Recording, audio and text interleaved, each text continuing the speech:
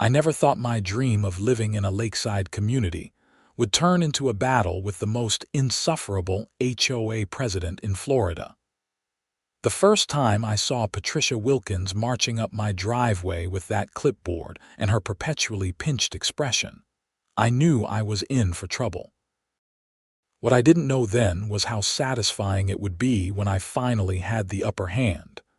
My name is Quinn Johnson, and until 6 months ago, I was a financial advisor in Manhattan. When my father passed away and left me his lakeside home in Pine Harbor Estates, a gated community in Naples, Florida, I decided it was time for a change. 20 years of the New York rat race had worn me down, and the prospect of Florida sunshine and a slower pace was appealing. Dad had mentioned occasional troubles with the neighborhood association, but I dismissed it as typical retiree drama. I'd been in the house for exactly 3 weeks when I decided to bring my 28-foot Grady White from the storage facility, where it had been sitting since Dad's passing. It was a beautiful boat, sleek, well-maintained and perfect for the Gulf waters. Dad and I had spent countless weekends fishing on it, and I couldn't wait to honor his memory by getting back on the water. The boat arrived on a Thursday. By Friday morning, Patricia Wilkins was pounding on my door. "Mr. Johnson," she said when I opened the door, not bothering with a greeting. She was in her mid-50s with a blonde bob that looked like it had been set with concrete and wore the kind of pastel pantsuit that screamed, "I want to speak to your manager." "I'm Patricia Wilkins, president of the Pine Harbor Estates Homeowners Association." "Nice to meet you," I said, extending my hand. She ignored it, instead pointing her pen at my boat. "That cannot stay there." I followed her gaze to where my boat sat in my driveway. "Is there a problem?" Section 7, Paragraph 3 of the HOA bylaws clearly states that no recreational vehicles, including boats, may be stored on residential properties where they are visible from the street. She thrust a copy of the HOA rulebook at me. "Your vessel is in clear violation. It lowers property values." I took the rulebook, flipping through it. "My father kept his boat here for years without an issue." "Your father," she said with a dismissive wave, "had a special temporary exemption due to medical hardship that expired with his passing.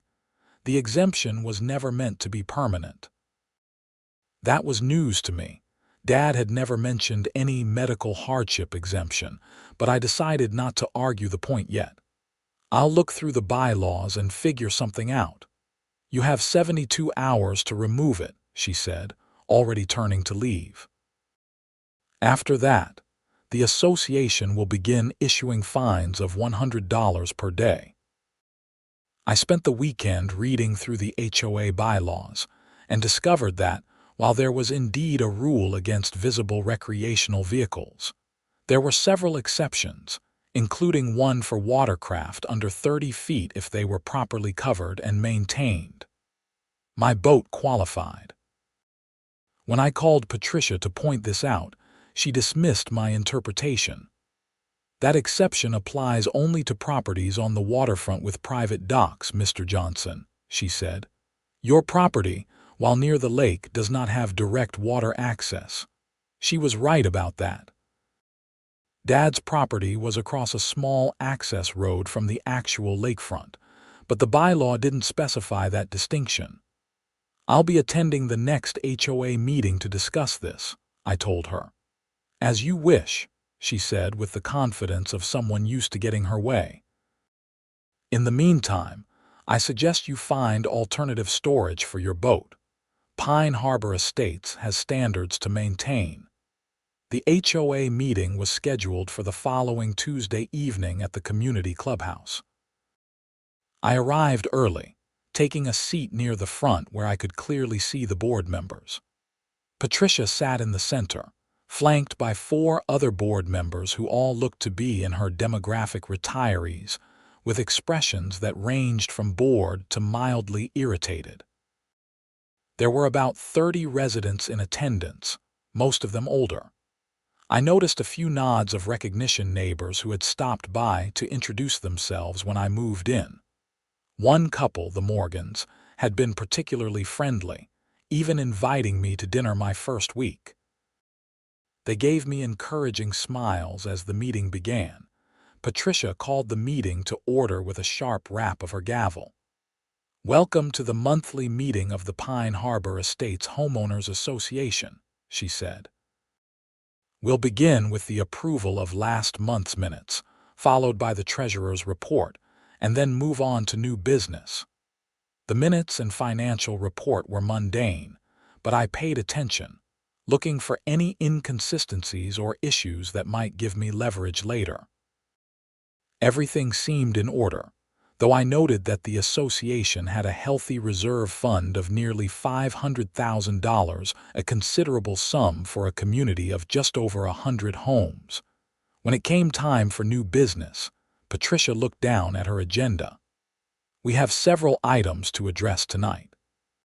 First, the Landscape Committee proposes replacing the azaleas at the community entrance with hibiscus, which are more drought-resistant."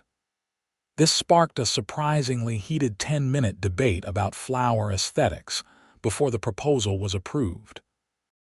Next, we have a request from Mr. Quinn Johnson regarding a boat storage exception. All eyes turned to me as I stood up. "Thank you, Mrs. Wilkins. I've reviewed the HOA bylaws, and I believe my boat is in compliance with the exceptions listed in Section 7, Paragraph 3, Subsection B, which allows for watercraft under 30 feet if properly covered and maintained." Patricia's smile was thin. "As I explained to you privately, Mr. Johnson, that exception applies only to waterfront properties. The bylaw doesn't specify that limitation," I countered. "It simply states residential properties within Pine Harbor Estates. My property is certainly within the community." A murmur went through the room. Patricia's face tightened. The intent of the exception was clearly for waterfront properties. The board has always interpreted it as such. "Intent and actual written rules are different things," I said. "Unless the bylaw specifically excludes non-waterfront properties, the exception should apply community-wide." One of the other board members, a man with thick glasses and a bow tie, leaned forward. "He does have a point about the wording, Patricia." Patricia shot him a look that could have frozen the Florida sun. "Thank you for your input, Harold. However, as president, I have final authority on interpretation of bylaws, and I've made my decision." That didn't sound right, and from the murmurs in the room, others agreed. An elderly woman raised her hand. "I thought bylaw interpretations required a board vote." "Under normal circumstances, yes," Patricia said smoothly. "But for routine enforcement issues, the president has executive authority." "Now, moving on to the next item of business." "Excuse me," I interrupted, "but I don't believe this is settled. I'd like to request a formal board vote on my exception request." Patricia's smile never reached her eyes. "Mr. Johnson, you're new here, so perhaps you don't understand how things work. The board meets privately to discuss such matters before bringing them to the general meeting. Your request has already been denied in executive session." "When was this executive session?" I asked. "And are there minutes from that meeting I can review?" A flush crept up Patricia's neck. "We don't need to waste everyone's time with procedural details. The decision stands. You have until the end of the week to remove your boat or fines will begin accruing." I remained standing. "I'd like the record to show that I've formally challenged this interpretation and requested a board vote, which has been denied without proper procedure." "Duly noted," Patricia said, her voice icy. "Next item of business." After the meeting, several residents approached me to express their support. The Morgans were particularly vocal. "Patricia's been running this place like her personal kingdom for years," Tom Morgan told me. "Most people are too afraid of her retribution to stand up to her." Retribution? I asked.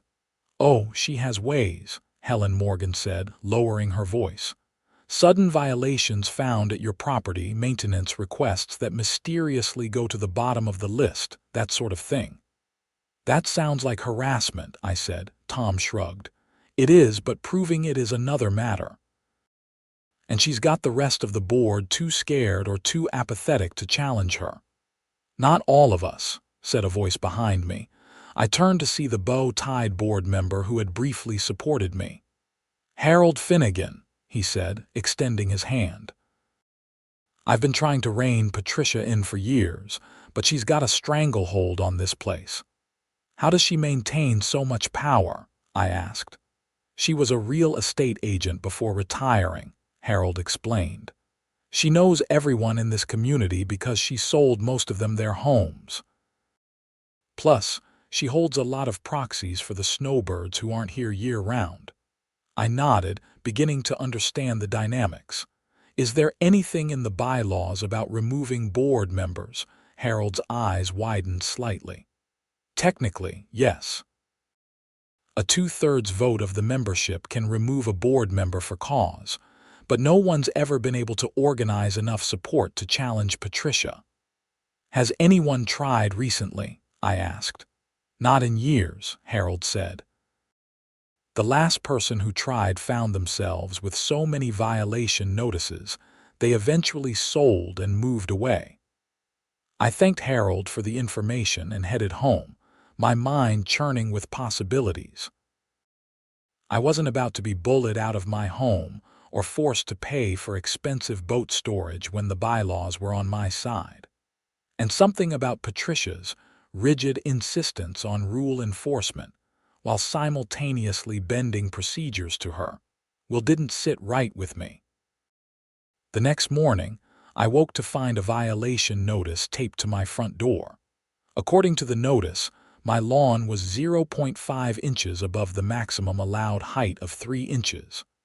The fine was $50, with an additional $25 per day until corrected. I measured my grass. It was exactly 3 inches. Nevertheless, I mowed it immediately and took photos as evidence, then sent an email to the HOA board documenting the false violation and requesting it be rescinded. That afternoon, I received a response from Patricia. Mr. Johnson, our landscape compliance officer, uses professional grade measuring equipment to ensure accuracy. Your measurement is likely incorrect. However, as you have now corrected the violation, we will waive the daily fines, though the initial $50 violation fee stands. I was furious, but decided to pick my battles. The boat issue was more important, and I needed time to develop a strategy. For now, I paid the $50 fine, but included a note stating I was doing so under protest. Over the next 2 weeks, I received 3 more violation notices. One for a garbage can left visible from the street, though it was behind a hedge. Another for unauthorized plantings, referring to the rosemary bush I'd planted in my herb garden, and a third for excessive noise. Apparently, my conversation with a friend on my back patio had disturbed a neighbor. Each time I documented everything, contested the violation, and was essentially ignored. The fines now totaled over $200, and my boat remained in my driveway, accruing daily penalties of $100. It was time to get serious. As a financial advisor, I had resources and connections that Patricia probably hadn't anticipated.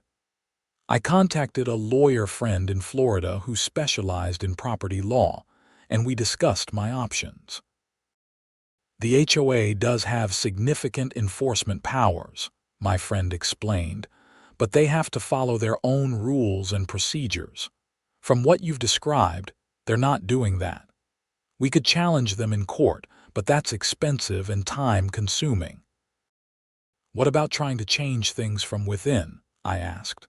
Running for the board myself.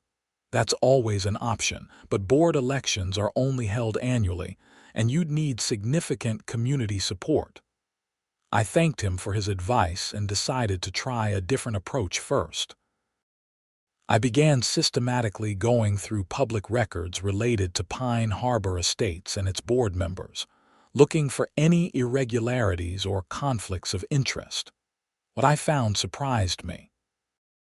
Pine Harbor Estates had been developed 20 years ago by a company called Wilkins Development, owned by Patricia's late husband. While not illegal, this connection suggested Patricia's interest in the community went beyond mere civic pride. I dug deeper and discovered something even more interesting. 3 years ago, when the housing market had briefly dipped, Patricia had been quietly buying properties within Pine Harbor Estates at reduced prices. She now owned 7 homes in the community, all rented out to tenants. This explained why she was so concerned about property values. She had a significant financial stake in keeping them high. But the most surprising discovery came when I looked into property tax and mortgage records. I had access to financial databases through my work, and on a hunch, I checked Patricia's mortgage information. What I found made me laugh out loud. Patricia's primary residence, a 4,000-square-foot lakefront home valued at nearly $1.2 million, had been refinanced 5 years ago through Atlantic Financial Partners, the investment firm where I was a managing partner. More specifically, her mortgage was part of a portfolio of loans that I personally oversaw. In essence, I owned Patricia Wilkins' mortgage. This wasn't something I could use directly. Financial ethics prevented me from leveraging this information for personal gain, but it gave me a psychological edge. I knew something about Patricia that she didn't know I knew, and that knowledge helped me formulate a plan. The next HOA violation notice arrived predictably the following morning. This time, it claimed my boat cover was an unapproved color that violated the community aesthetic guidelines. The fine was $150, with the usual daily escalation clause. Instead of contesting it via email, I decided to pay Patricia a visit. It was time for a face-to-face conversation. Patricia's home was the largest in the community, a Mediterranean-style mansion with manicured gardens and a private dock where an expensive-looking pontoon boat was moored. I noted the irony as I rang her doorbell. She answered wearing tennis whites, clearly surprised to see me. "Mr. Johnson, this is unexpected." "I apologize for dropping by unannounced," I said pleasantly, "but I thought it might be more productive to discuss our issues in person rather than through formal notices and emails." Her expression suggested she strongly disagreed, but social conditioning forced her to invite me in. "I can spare a few minutes," she said, leading me to a sunroom overlooking the lake. The view was spectacular, and the room was expensively furnished with the kind of coastal luxury decor featured in high-end magazines. I took a seat on a white linen sofa that probably cost more than most people's monthly mortgage payments. "I'll get right to the point," I said.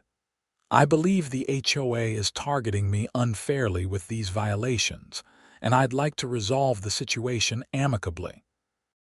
Patricia sat across from me, her posture rigid. "The HOA enforces rules equally for all residents. You're receiving notices because you're violating those rules." "Let's be honest, Patricia," I said, dropping the formality.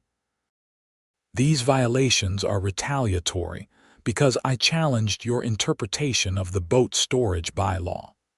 The grass height violation was demonstrably false, and this latest one about my boat cover color is nowhere in the written guidelines." "The aesthetic guidelines give the board discretion to determine what colors are appropriate," she countered. "Your bright blue cover is simply too garish." "My cover is navy blue," I corrected her. "And the aesthetic guidelines only mention house colors and permanent structures, not temporary covers." Patricia's eyes narrowed. "Mr. Johnson, I've been managing this community for 15 years. I know the rules and their intent better than someone who moved in a month ago." "I'm sure you do," I said. "Just as I'm sure you're aware that selective enforcement of HOA rules against specific homeowners can constitute harassment under Florida law, especially when done in retaliation for a homeowner exercising their rights."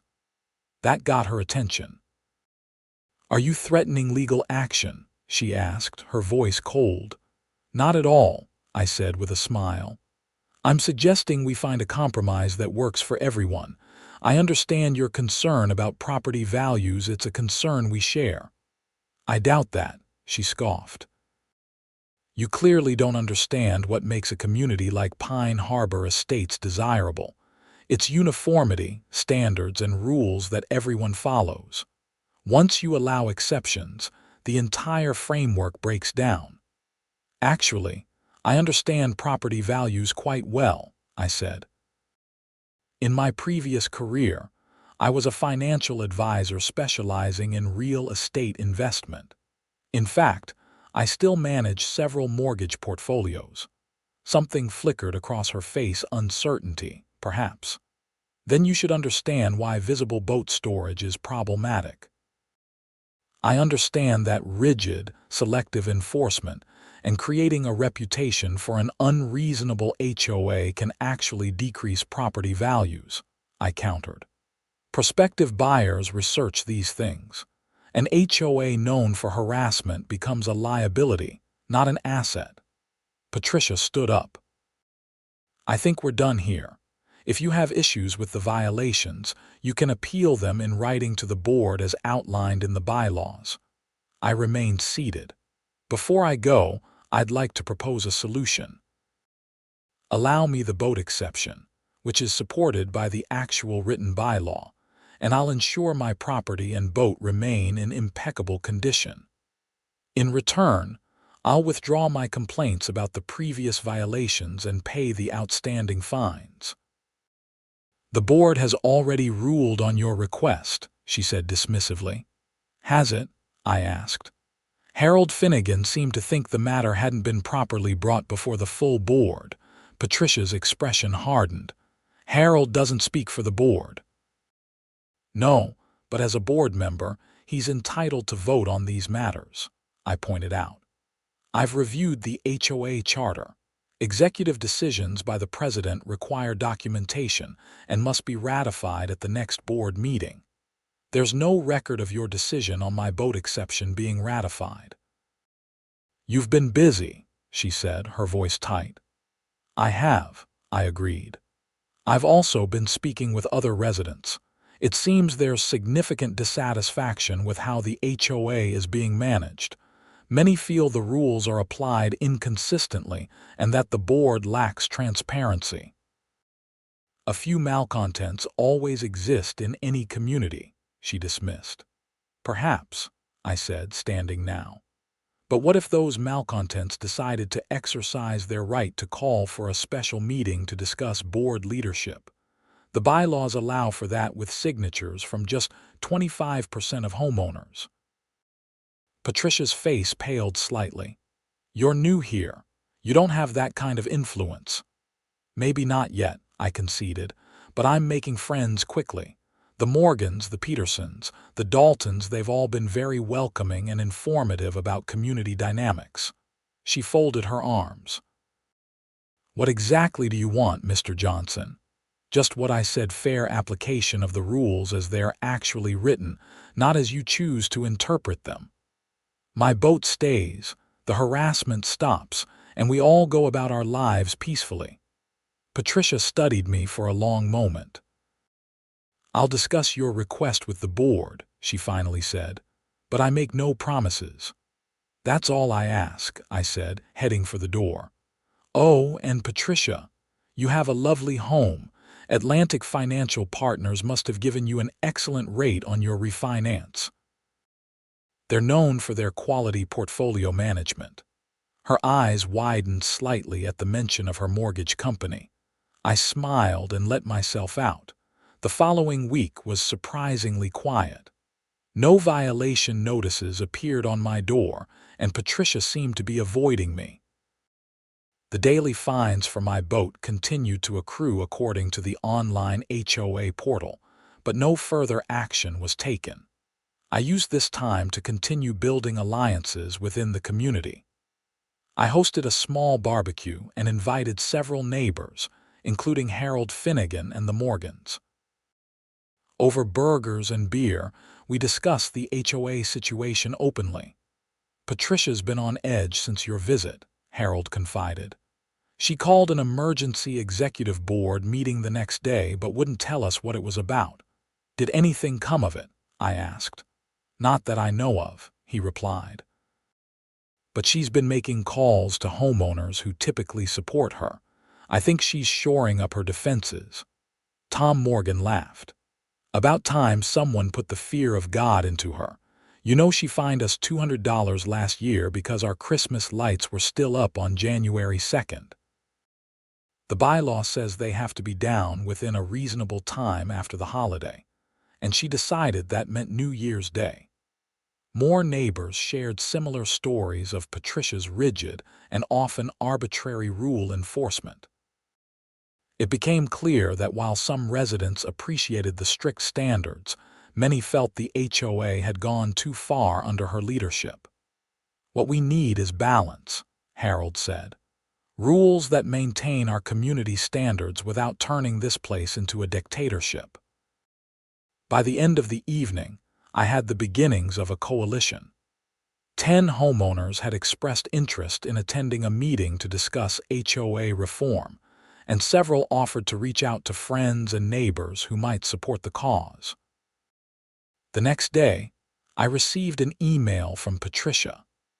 "Mr. Johnson, upon further review with the board, we have determined that your boat may remain temporarily while we revise the bylaw language to clarify the waterfront property distinction. However, all accumulated fines remain due, and your boat must be covered with a neutral-colored cover, beige, gray, or white, within 7 days. Patricia Wilkins, President, Pine Harbor Estates HOA." It wasn't a complete victory, but it was a start. I replied thanking her for the compromise and confirming I would replace my navy blue cover with a gray one immediately. I didn't mention that I had no intention of paying the accumulated fines, which now totaled over $1,000. 2 days later, I received another email from Patricia. "Mr. Johnson, the board has voted to waive the accumulated boat storage fines as a one-time courtesy, given the ambiguity in the bylaw language. However, please be advised that all other violations remain on record, with associated fines due within 30 days. Patricia Wilkins, President, Pine Harbor Estates, HOA." I smiled as I read it. Patricia was giving ground but trying to save face. I could work with that. I replied with a brief thank you, making no mention of the other violation fines. That evening, Harold called me. "I thought you should know," he said, his voice low as if he was worried about being overheard. "Patricia is digging into your background. She asked me if I knew anything about your previous job or why you moved here." "That's interesting," I said. "Did she say why she was curious?" "No, but she seemed fixated on your comment about Atlantic Financial Partners. She asked if I knew whether you actually worked there." So she had made the connection. "Good. What did you tell her?" I asked. "The truth that I don't know much about you professionally, just that you mentioned being in finance in New York." I thanked Harold for the heads-up and assured him there was nothing in my background that would cause concern. The next morning, I was working from home when my doorbell rang. Opening it, I found Patricia standing there, but with a markedly different demeanor from our previous interactions. She was smiling, for one thing, and was dressed in a much more casual outfit of linen pants and a blue blouse. "Quinn," she said, using my first name for the first time. "I hope I'm not interrupting your day. I was wondering if we might have another chat. Intrigued by this new approach, I invited her in. "Of course. Would you like some coffee?" "That would be lovely," she said, following me to the kitchen. As I prepared the coffee, she made small talk about the weather and complimented my kitchen renovation, which my father had completed just before he passed. Once we were seated with our coffee, her demeanor shifted slightly. Not back to the rigid HOA president, but to something more calculating. "I've been thinking about our conversation," she said. "You mentioned you work with Atlantic Financial Partners." "I'm a managing partner there," I confirmed, "though I'm working remotely and part-time these days." She nodded, taking a sip of her coffee. "That's quite impressive. They're a major player in the financial world." "They are," I agreed, waiting to see where she was going with this. "I imagine you handle significant investments in that role." "I do. My specialty is mortgage-backed securities and real estate investment portfolios." Patricia set down her cup carefully. "Quinn, I feel we may have gotten off on the wrong foot. As HOA president, I sometimes have to be the bad guy to maintain community standards. It's not personal." "I understand," I said, though we both knew it had become personal. "I was thinking," she continued, "that perhaps we could put our differences aside and focus on our mutual interests. You mentioned property values being important to both of us." "I actually have some investment properties myself, both here and in other communities." "So I've heard," I said, watching her expression carefully. She hesitated just briefly before continuing. "Yes, well, real estate has always been a passion of mine.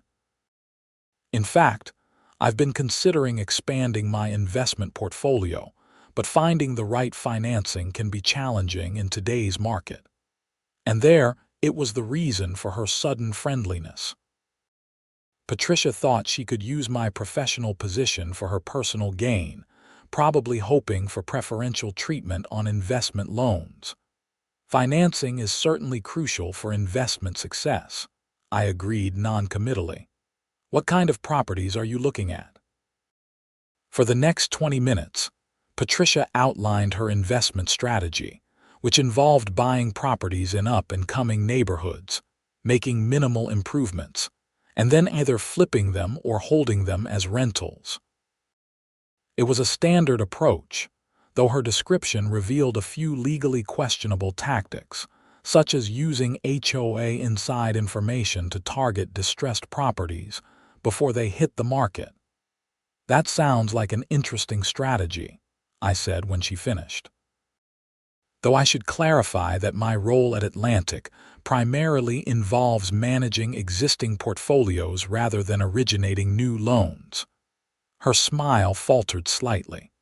"But surely, you have influence over loan approvals, or could at least provide some guidance on how to structure an application for the best terms." "I could certainly point you toward the right loan officers," I said, "though they'd evaluate your application based on standard criteria: credit score, income verification, existing debt obligations, that sort of thing." "Of course," she said quickly. "I have excellent credit and significant equity in my existing properties." "Including your home here in Pine Harbor," I noted. "If I recall correctly, you refinanced with Atlantic about 5 years ago." Patricia stiffened slightly. "You've looked into my mortgage." "Not specifically," I said, which was technically true. I had looked into all the mortgages in my portfolio, not just hers. But as I mentioned, I manage several mortgage portfolios, including a significant number of Florida properties. Pine Harbor Estates has a number of mortgages with Atlantic, given the high property values here." She set her coffee cup down with a sharp click. "I see.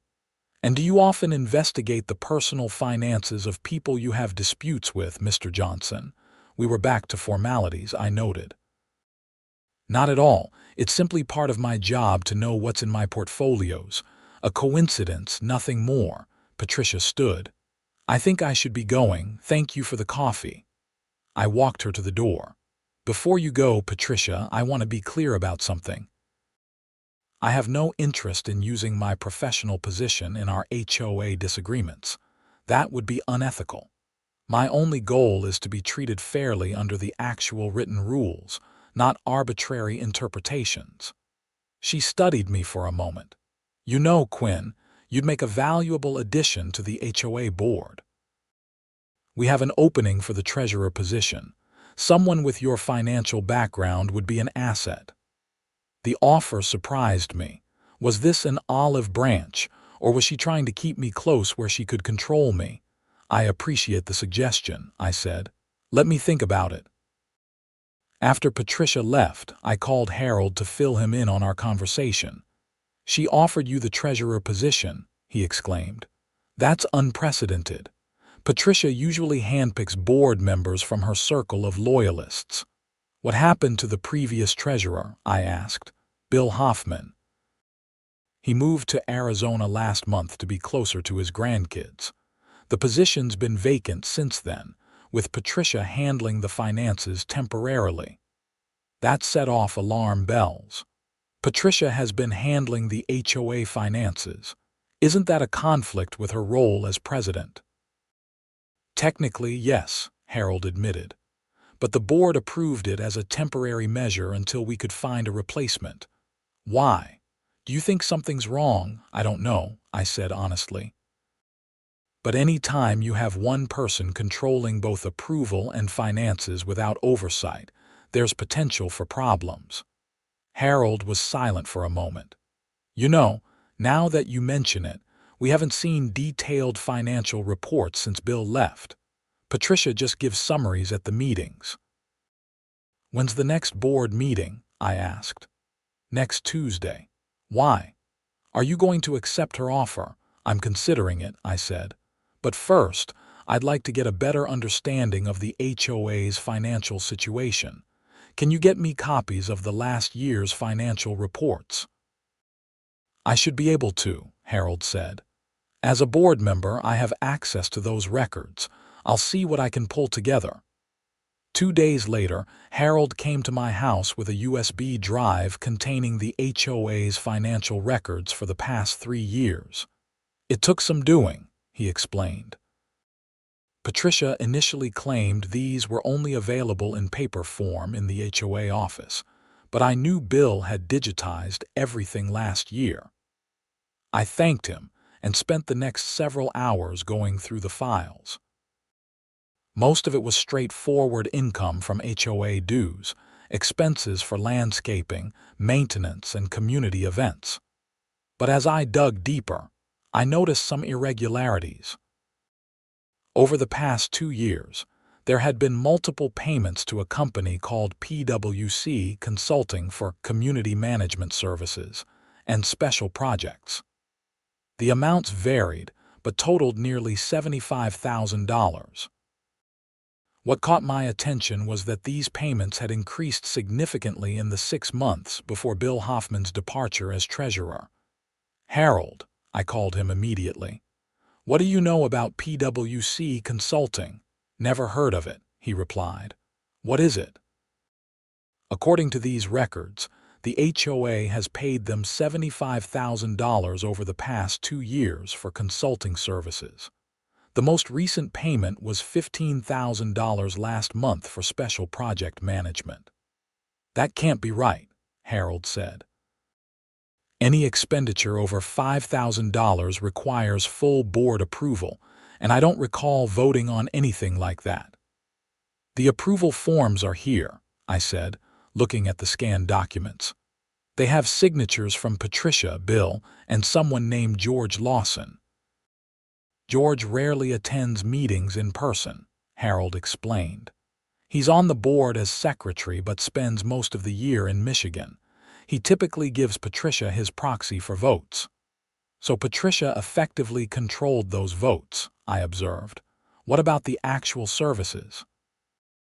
Do you recall any consultants working on HOA projects? Nothing significant, Harold said. We had a landscape designer draw up plans for the entrance renovation last year, but that contract was only about $3,000. I did a quick online search for PwC consulting, but found nothing in Florida. I'm going to look into this further, I told Harold. In the meantime, don't mention this to Patricia. I want to understand what we're dealing with before confronting her. After we hung up, I did some deeper digging. Florida business records showed that PwC Consulting had been registered 3 years ago. The listed owner was Patricia Wilkins Consulting LLC, another company registered to Patricia's home address. In essence, Patricia had been approving substantial payments from the HOA to her own company, apparently without proper board oversight or transparency. This was more than just HOA overreach, it was potential fraud and embezzlement. I needed to proceed carefully. I spent the next few days gathering more evidence and consulting discreetly with my lawyer friend about Florida HOA laws. By Monday, I had a clear picture of what had been happening and a strategy for addressing it. The board meeting on Tuesday evening was held in the community clubhouse. Patricia began with her usual efficiency, moving through the agenda items briskly until she reached new business. As some of you may know, Quinn Johnson has expressed interest in joining the board as treasurer, she announced. Given his financial background, I believe he would be an excellent addition. Does anyone wish to nominate Mr. Johnson for the position? Harold raised his hand. I nominate Quinn Johnson for the position of HOA treasurer. Another board member, a woman named Sandra whom I'd met briefly at my barbecue, seconded the nomination. Are there any questions for the candidate before we vote? Patricia asked, her expression neutral but her eyes watchful. Yes, said George Lawson, the secretary who apparently had made a rare appearance at this meeting. Mr. Johnson, what experience do you have with community association finances? I don't have direct HOA experience, I admitted, but I've spent 20 years managing complex financial portfolios, including real estate investments. I'm familiar with budgeting, financial oversight, and compliance issues. And why are you interested in this position? George pressed. I believe in contributing to my community, I said. My father loved living here, and I want to help ensure Pine Harbor Estates remains a well-managed, financially sound neighborhood for everyone. Patricia nodded. Any other questions? When none were forthcoming, she called for a vote. All in favor of appointing Quinn Johnson as treasurer, Harold, Sandra, and, surprisingly, George raised their hands. Patricia hesitated, then raised hers as well. The motion passes unanimously. Congratulations, Mr. Johnson. Please join us at the board table. I took the empty seat next to Harold. Thank you for your confidence. I look forward to serving the community. Patricia smiled tightly. We'll arrange a time for you to review the financial records and procedures.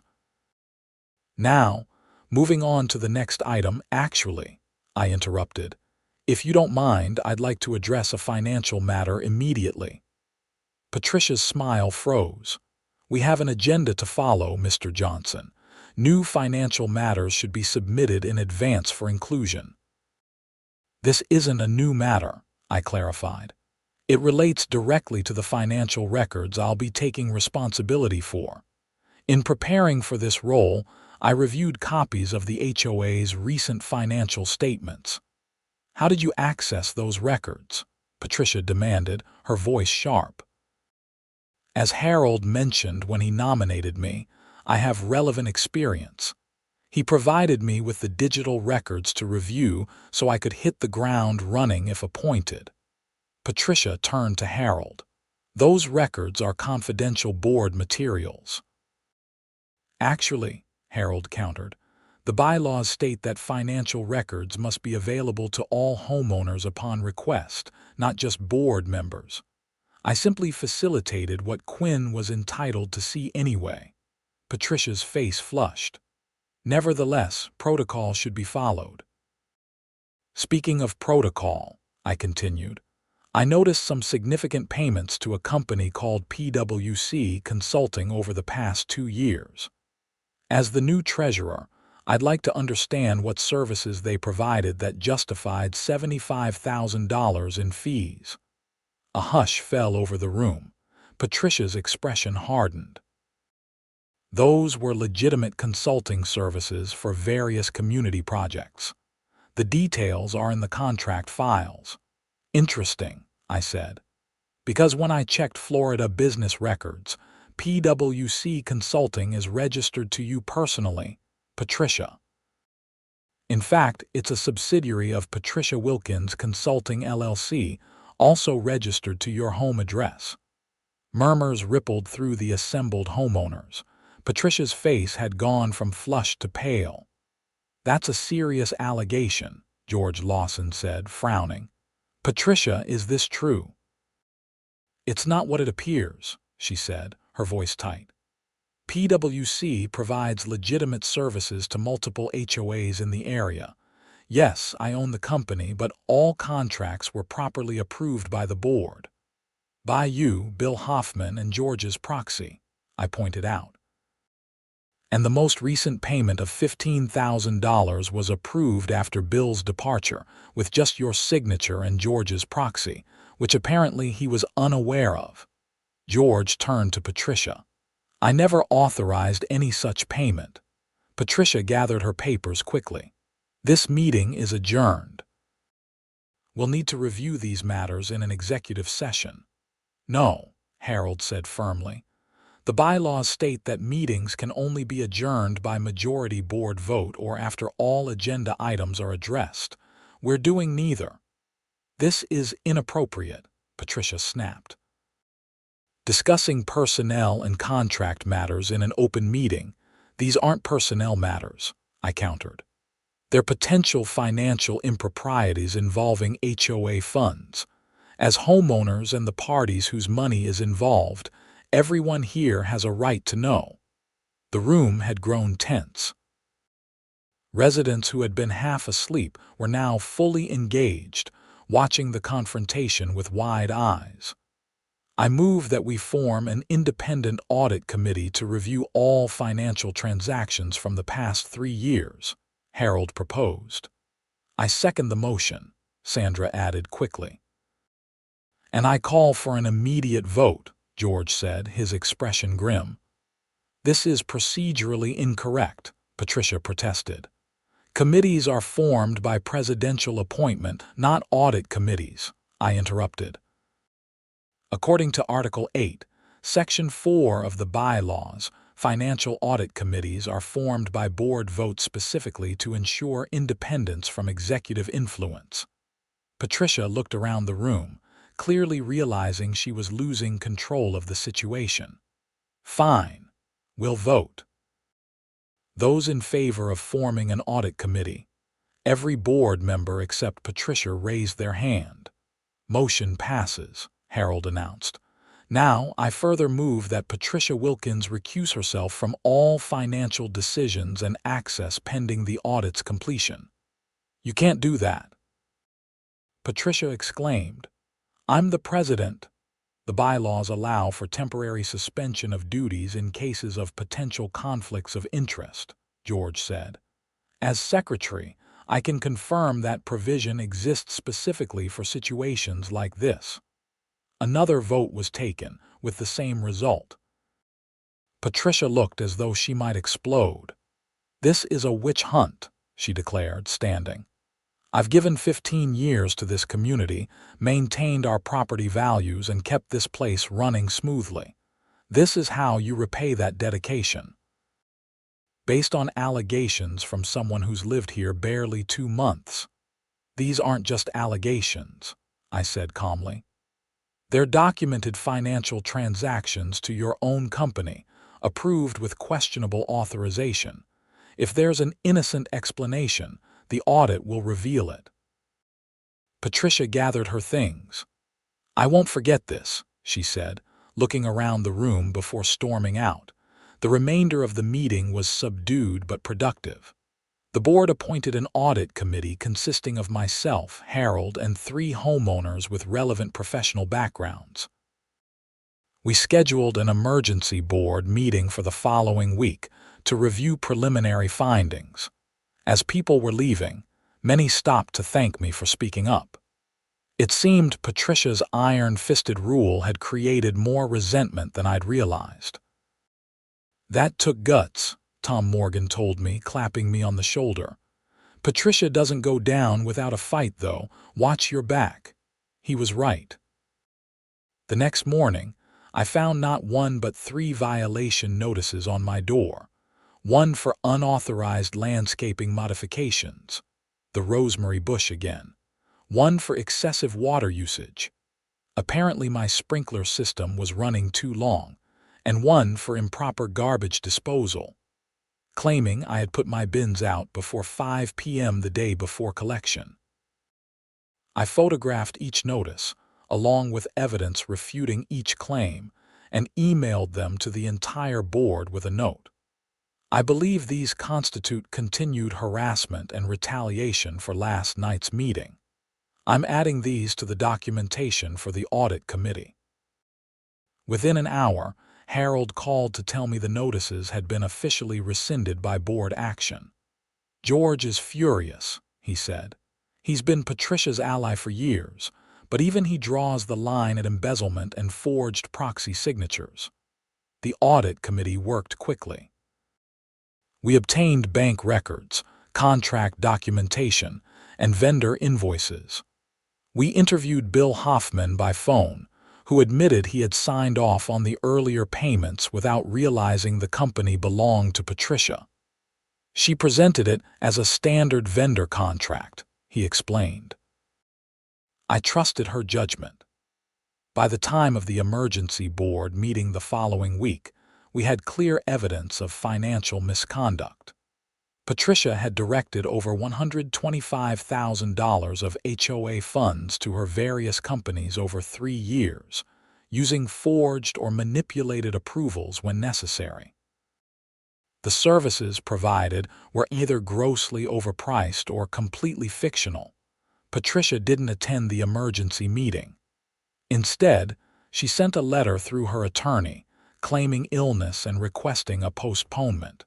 The board denied the request and proceeded with the meeting. "Based on our findings," I reported to the assembled homeowners, "we have documented at least $125,000 in questionable payments to entities owned by Patricia Wilkins, with inadequate or fraudulent approval documentation. We've also identified approximately $30,000 in unexplained expenses, categorized as miscellaneous administrative costs that have no supporting documentation." The room erupted in angry murmurs. One elderly resident stood up. "That's our money. Money we paid in good faith to maintain our community, not to line Patricia's pockets. What happens now?" Someone else asked. Harold, who was acting as interim board president, addressed the question. "The board has 3 options. We can attempt to recover the funds through civil action. We can report the matter to law enforcement for potential criminal charges, or both." "Both," came the immediate chorus from multiple homeowners. George Lawson, who had been unusually quiet, finally spoke up. As the board member whose signature was apparently forged on multiple occasions, I move that we report this matter to the county sheriff's office and the state attorney for investigation, while simultaneously pursuing civil recovery of all misappropriated funds. The motion passed unanimously. The next day, 2 detectives from the Collier County Sheriff's Office took statements from board members and collected our documentation. They informed us they would be contacting Patricia directly and advised us not to communicate with her about the investigation. We didn't have to wait long for developments. That evening, a moving truck appeared at Patricia's house. Neighbors reported seeing her loading personal items, accompanied by a man they assumed was her attorney. Harold called an emergency board meeting for the following morning. By then, the situation had escalated. Patricia's attorney had delivered a letter to each board member, threatening defamation lawsuits if we continued making false allegations about his client. The letter claimed Patricia's consulting company had provided legitimate services at market rates, and any procedural irregularities were simple administrative oversights. "This is intimidation, pure and simple," Harold said during the meeting. "She's hoping we'll back down rather than face expensive litigation." "We won't," I assured everyone. "The evidence is clear, and truth is an absolute defense against defamation claims. Besides, the matter is now in the hands of law enforcement." 2 days later, Patricia's hasty departure made sense when we learned she had attempted to withdraw significant funds from her bank accounts, only to find they had been frozen by court order as part of the investigation. Her attorney contacted the board with a settlement offer. Patricia would resign from the board, repay $50,000, and we would agree not to pursue further action. The board unanimously rejected the offer. A week passed with no further developments. Then, on a Tuesday morning, the community was buzzing with news. Patricia had been arrested at her sister's home in Tampa, charged with multiple counts of fraud, embezzlement, and forgery.